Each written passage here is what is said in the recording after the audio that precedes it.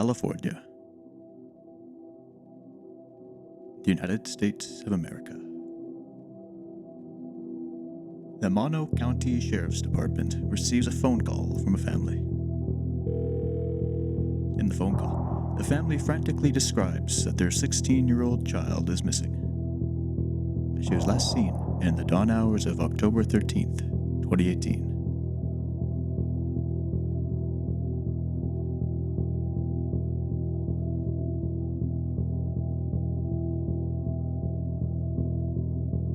The location of her disappearance: Chalfant Valley, California.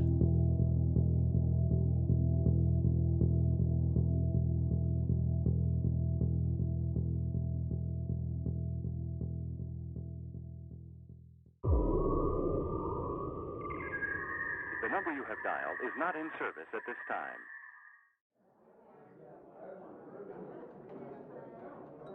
On Friday, October 12th, 2018, Karlie Guse attends a small party with her boyfriend. Karlie and her boyfriend allegedly smoked grass. Shortly after, her behavior changed. According to her boyfriend, she started to panic. She got scared of the music. She got scared of me. Witnesses at the party told investigators that Karlie was acting really scared and paranoid. She proceeded to call her stepmother to pick her up from the party. When she arrived, Karlie's stepmother saw Karlie running down the street. Her stepmother said Karlie looked really pale, like a ghost. During their drive home, Karlie told her stepmother that she was high. According to Karlie's stepmother, they arrived home around 9 p.m. and Karlie headed straight to bed after having a late dinner. Karlie's stepmother said she checked on Karlie and her other children at approximately 5:45 a.m. All children were asleep in their beds. When Karlie's stepmother checked in on the children again, between 7:15 and 7:30 a.m., Karlie was gone. Karlie's cell phone and other personal belongings were still in her bedroom. After searching the rest of the house first, Karlie's stepmother and her father began to search for Karlie outside the premises of their property. After they could not locate her during their 2-hour search, her parents reported her as a missing person at approximately 9:30 a.m.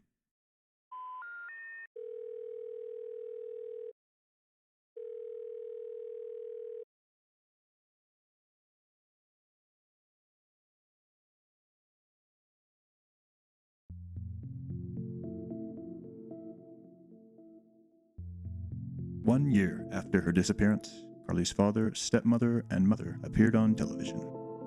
Karlie's parents were separated.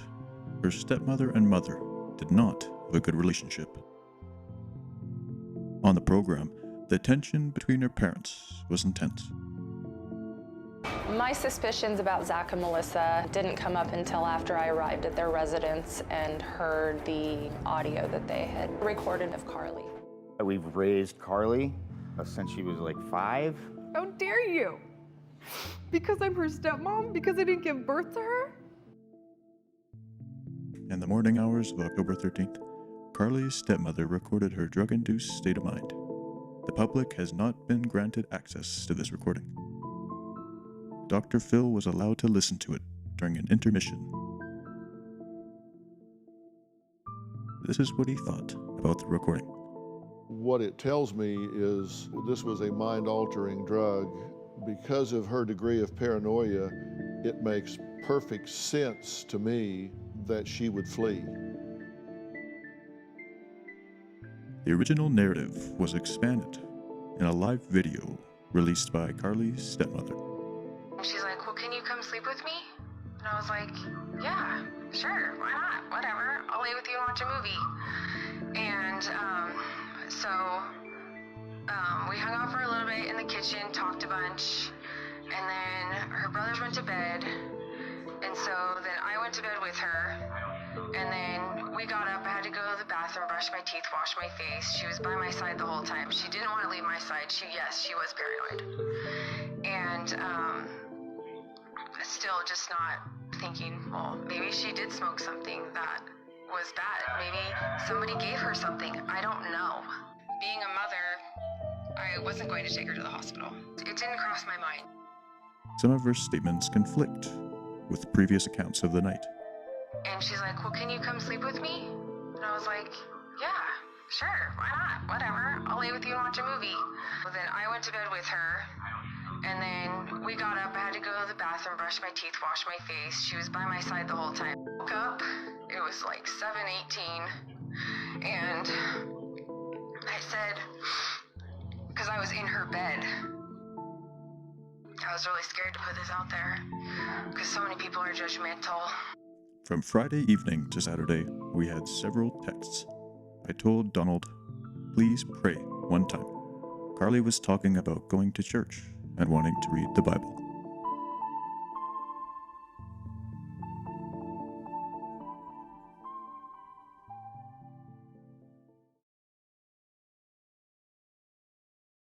Two agencies began investigating Karlie's disappearance: the Mono County Sheriff's Department and the FBI.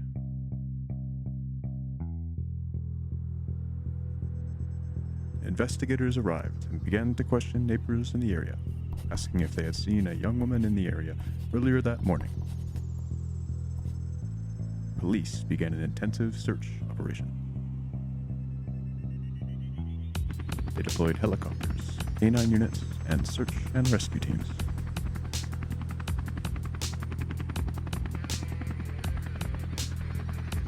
Search efforts yielded no results.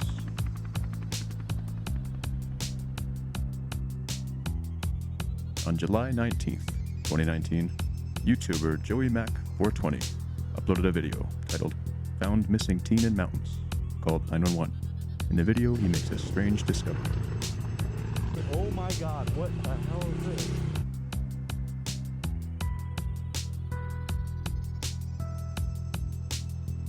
The girl in the video was a runaway who was hiding in the woods with her boyfriend. She was not Karlie. After Karlie's disappearance, a YouTube channel was believed by many to show her in a possible hostage situation. The Kate Yup YouTube channel depicted a blindfolded woman. It was theorized that she was being forced to eat seafood. It is important to note that the Kate Yup YouTube channel began uploading videos months before Karlie's disappearance. 3 people told investigators that they saw her on the morning of October 13th, 2018. At approximately 6:30 a.m., a neighbor who identified as Dutton saw Karlie walk through the neighborhood. He reported that she appeared to be holding a piece of paper. Richard Eddy, a retired motorcycle officer, gave a similar account. He stated that he saw a thin female with long hair walk by his house, looking up, looking around at the sky. He also said she had a piece of paper in her hand. The third witness was identified as a wooder, heading out to cut firewood. He reported that he saw a girl fitting Karlie's description in the vicinity of Highway 6.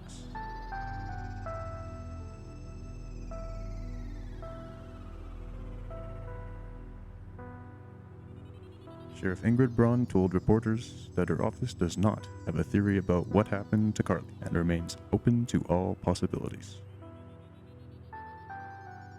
The FBI put Karlie's case on the most wanted list for kidnappings/missing persons.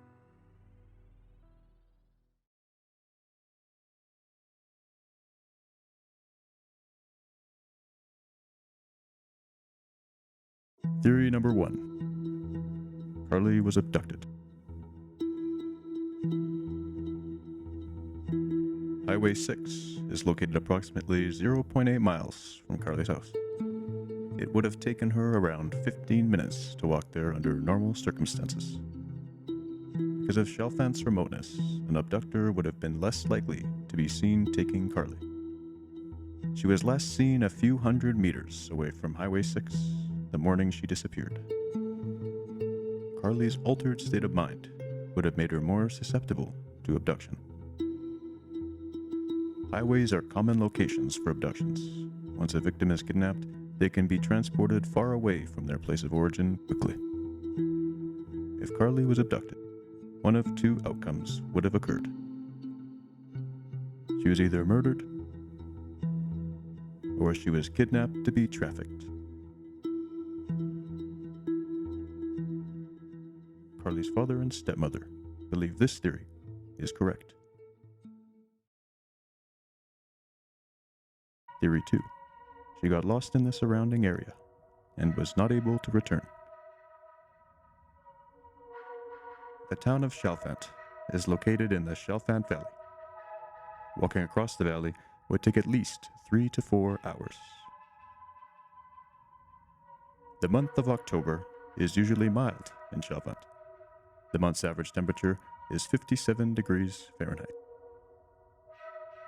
If she wandered into the desert and was lost, the disorienting effects of the drug would have worn off in time for her to return home. In addition, she would have been able to see the lights of Chalfant from multiple viewpoints in the valley. It is possible that she hiked into the hills surrounding Chalfant and died by accident. For example, she could have fallen off a cliff. If she was seriously injured, it would have prevented her from seeking help. This theory is less prevalent than the first and third theories.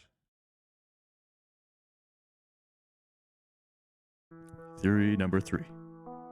Karlie's parents were involved in her disappearance.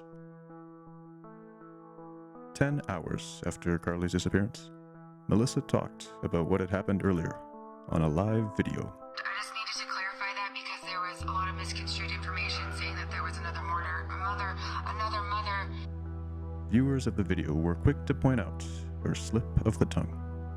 Instead of saying another mother, Melissa accidentally said, Another murder. Many people believe that this was a Freudian slip. During a television appearance, Melissa and Zach were asked if they had taken a polygraph test to rule them out of suspicion from law enforcement. Yeah.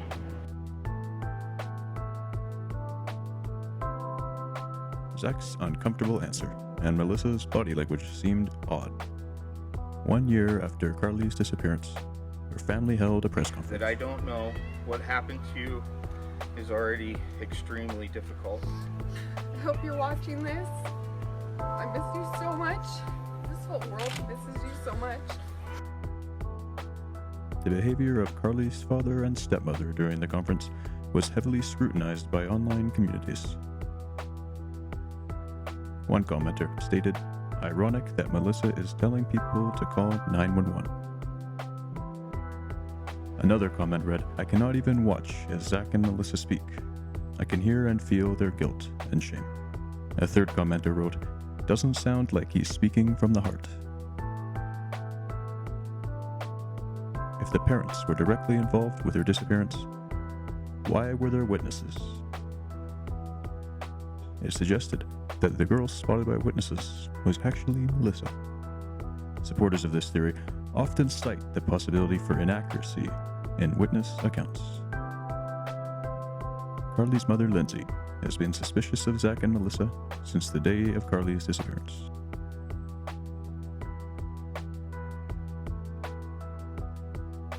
Once again, the 3 main theories. Theory number 1, Karlie was abducted. Theory number 2, she got lost in the surrounding area and was unable to return. Theory number 3, Karlie's parents were involved in her disappearance. According to Sheriff Ingrid Braun, nobody's been cleared. Hopefully, Karlie will return home soon.